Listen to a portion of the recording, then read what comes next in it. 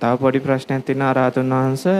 දැන් අපි ණය ගනුදෙනු භාවනාව කරනකොට ළඟම ඉන්න කට්ටියට අම්මට මල්ලිට එහෙම අපිට ඉලක්ක කරලා එයාට ඒක ණය ගනුදෙනු කරොත් එහෙම අපි පින් අනුමෝදන් කරන කමාව ගන්න. නෑ එහෙම එක්කෙනෙකුට පුද්ගලිකව එහෙම කරනවට වඩා හුඟක් අය සබ්බේ දේවා සබ්බේ භූතා සබ්බේ සත්තා සබ්බේ ඥාති භවන්තු සුඛිතත්තා කියලා කාටත් සමසේ පොදුවේ මේ මෛත්‍රිය කරන එක. අප්‍රමාණ චේතෝ විමුක්තිය පතුරවන එක.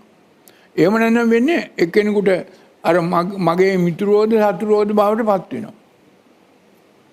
එතකොට ඒක අප්‍රමාණ චේතෝන් නෙමෙයි ඒක ප්‍රමාණ. ඒ ප්‍රමාණයක අප්‍රමාණ කරගන්න ඕනේ. සූපත් වේවා දීර්ඝායුෂ ලැබේවා උත්තමයන්.